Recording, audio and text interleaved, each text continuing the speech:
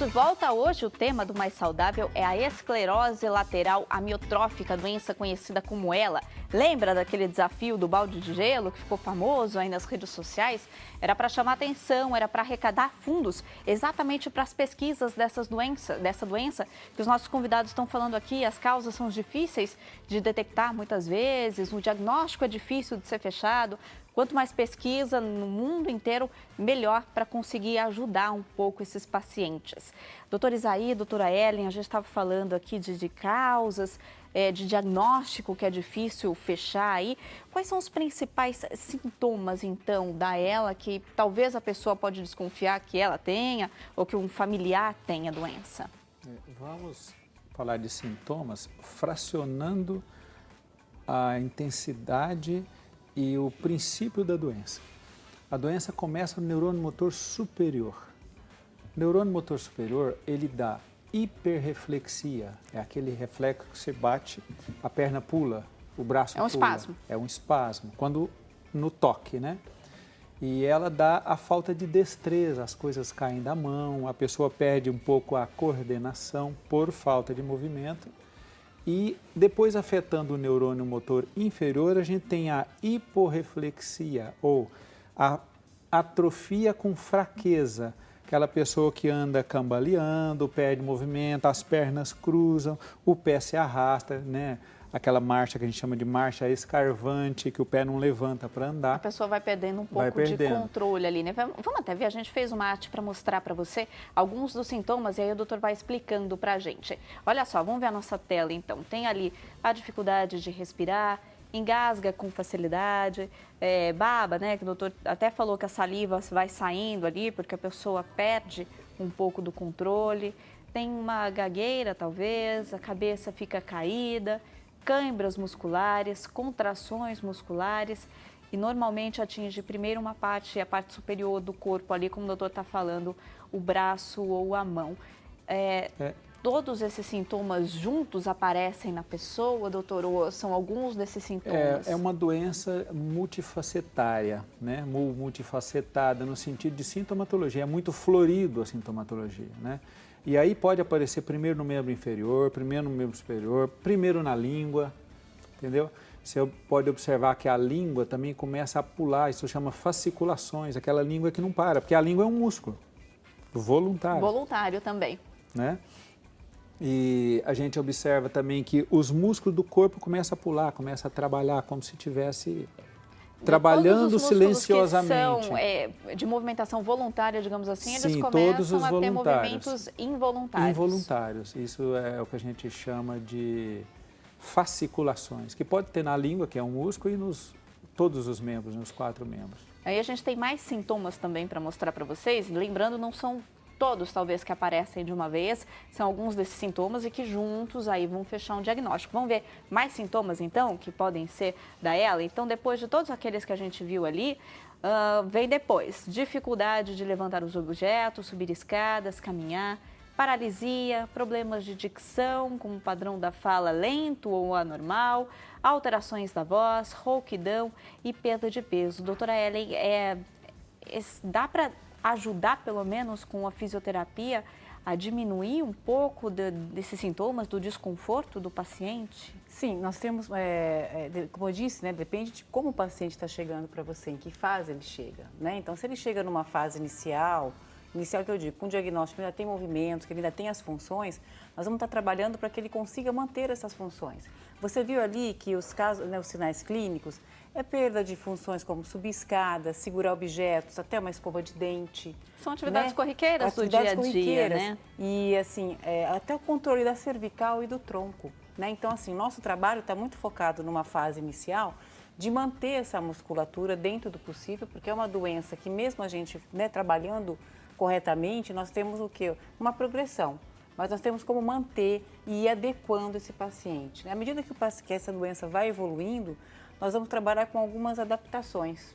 Né? Quando a gente fala do Steve Hopkins, que a gente está falando, ele até tem uma qualidade de vida muito boa, porque tem uma condição financeira que, infelizmente, Sim. nós não Muito vemos boa no nosso também, país. né? Infelizmente. Nós não vemos essa condição financeira no caso de cadeiras de rodas bem adaptadas. Isso pode ter né? ajudado na sobrevida dele também. Muita diferença. Uma boa Isso condição tem uma financeira, bons influência profissionais. Ele é a exceção que a gente está falando da regra, que já convive há muitos e muitos anos Porque com a doença, tem uma cadeira Tem de rodas bastante E especializada. deve ter uma equipe ali muito grande cuidando dele também. Isso, né? Tem uma comunicação alternativa, porque ele usa uma comunicação alternativa. E hoje existem muitos mecanismos para comunicação alternativa que é trabalhado pela fonoaudiologia.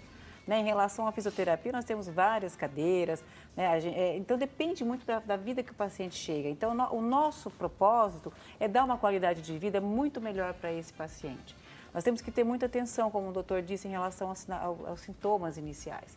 Né, para que não haja uma confusão. Existem várias outras causas que podem também dar alguma fraqueza, que podem dar, por exemplo, o paciente pode também tropeçar, né, coisas simples. E não é, por exemplo, se a pessoa ali sentir, então, uma fraqueza na mão ou está com dor na perna, não consegue subir uma escada com facilidade. Se apavorar.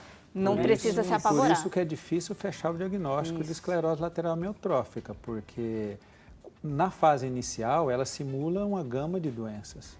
E você não pode fechar o diagnóstico porque ela é uma doença incurável. E aí o médico tem que ter muita responsabilidade também para dar esse diagnóstico para o paciente. A ausência de algumas vitaminas pode dar alguns vitamina sintomas. D, vitamina B12. Exatamente.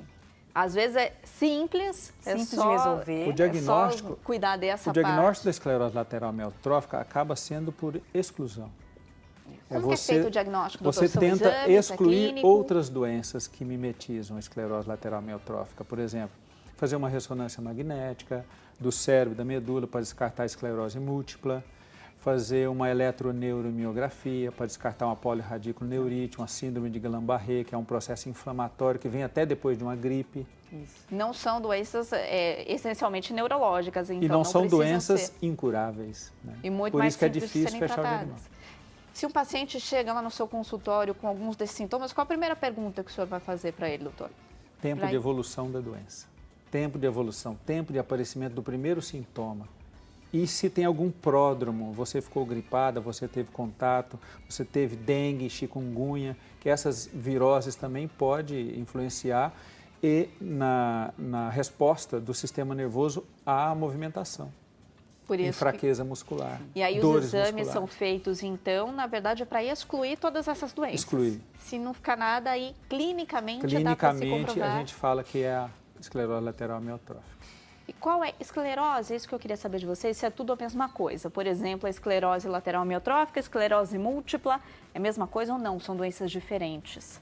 São doenças diferentes, com cursos, né, diferentes. E evolução diferente. E a fisiopatologia é diferente, né? Então, assim, a esclerose lateral amiotrófica, como o doutor Isaías disse, é uma doença que compromete neurônio motor superior e neurônio motor inferior. A esclerose múltipla acomete principalmente neurônio motor superior, né? E é uma doença autoimune, agressiva e progressiva também. Tem diferença em relação ao prognóstico, né? O prognóstico da esclerose múltipla surtos, são surtos Bem e é infinitamente melhor um prognóstico do que a esclerose múltipla. Às vezes você tem esse surto de hoje e você vai ter um outro surto daqui a 10 anos. Exatamente. O surto que não necessariamente ficará sequela. Os surtos são os sintomas? Os surtos são os sintomas. No caso da esclerose múltipla. No caso da esclerose múltipla. São ataques e aí você tem, né, os sintomas clínicos que são os surtos. Né? Na esclerose lateral amiotrófica, essa debilidade motora, ela vai progredindo e ela vai acontecendo no decorrer do tempo. São diferenças importantes. Acomete mais homens ou mulheres? Existe alguma esclerose estatística? Lateral amiotrófica. Homens. Sim. Alguma Nessa causa ou a gente... Pelo menos em uma, né, doutora? Geralmente são as mulheres que são mais atingidas. Mais raça branca do que raça negra. Isso. E tem algum porquê ou ainda não se sabe o porquê também? Não sabemos ainda o porquê. É uma doença que precisa ainda ser muito estudada para se chegar talvez a um tratamento, até o diagnóstico com mais facilidade, né? Sim. E aqui no Brasil existe até uma associação, pelo mundo inteiro também, a gente viu o desafio do balde de gelo, foi feito por uma instituição lá dos Estados Unidos para chamar a atenção para a doença, e aqui no Brasil também tem a Associação Brasileira da Esclerose Lateral Amiotrófica, que cuida de pesquisas e faz outros tratamentos, outros serviços aí também para os pacientes e para os familiares dessas pessoas que têm tem a esclerose lateral amiotrófica. Eu vou conversar agora com o doutor Wilson Marques Júnior, ele é neurologista, faz parte dessa associação brasileira conhecida como ABRELA. Ele vai contar um pouquinho mais para a gente sobre o que faz a associação. Ele está participando com a gente por Skype. Doutor Wilson, boa tarde, obrigada por aceitar nosso convite. Boa tarde, Renato. O prazer é meu estar aqui colaborando com vocês. Doutor Wilson, o que a ABRELA faz pelos pacientes com a esclerose lateral amiotrófica e pelos familiares também? Olha, o diagnóstico da esclerose lateral amiotrófica, da ELA, ele é sempre um diagnóstico meio assim, agressivo para a família, né? Então, a ABRELA ajuda a família e o paciente no tratamento inicial da doença e orienta as pessoas a como proceder para garantir os seus direitos, né? Uma vez que essa é uma doença que tem uma demanda muito grande por leitos especiais, respiradores, terapia ocupacional. Então, acho que o principal papel da ABRELA é orientar as pessoas a conseguirem aquilo que é essencial para a sua doença. E as pessoas, a lei brasileira, doutor, ela ajuda, ela cobre essas pessoas, tanto a família quanto os pacientes, com esses equipamentos, respiradores, um tratamento aí interdisciplinar, ou ainda a pessoa fica meio descoberta de acordo com a nossa lei? Olha, alguns desses aparelhos são necessários, por exemplo, o respirador, a lei brasileira cobre, né? Mas, apesar da lei dar direito ao paciente de adquirir esses equipamentos, na prática, muitas vezes é muito difícil do paciente ter acesso em tempo hábil a esse equipamento. Além dos equipamentos, né, que são poucos os centros, pensando no Brasil como um todo, que tem uma fisioterapia motora adequada, fisioterapia respiratória adequada, fisioterapia ocupacional, que são todos cuidados essenciais aí para garantir uma qualidade de vida boa do paciente. Então, apesar da maior parte dessas necessidades serem cobertas pela lei, na prática existe um hiato que pode ser bem grande, dependendo da região do país. Doutor, agradeço a sua participação. Quem quiser entrar em contato com a ABRELA, pode fazer de que forma? De que forma que as pessoas acham vocês? Olha, eu estou aqui na Faculdade de Medicina de Ribeirão Preto, né? Eu posso passar meu e-mail, né? É www.fmrt@yahoo.com e a ABRELA no site da ABRELA, né? Tem um pessoal de lá que é super prestativo, né? Que pode dar todas as orientações necessárias. Doutor, muito obrigada pela sua participação, bom serviço para vocês aí, parabéns pelo trabalho que vocês fazem em todo o Brasil, viu? Muito obrigado.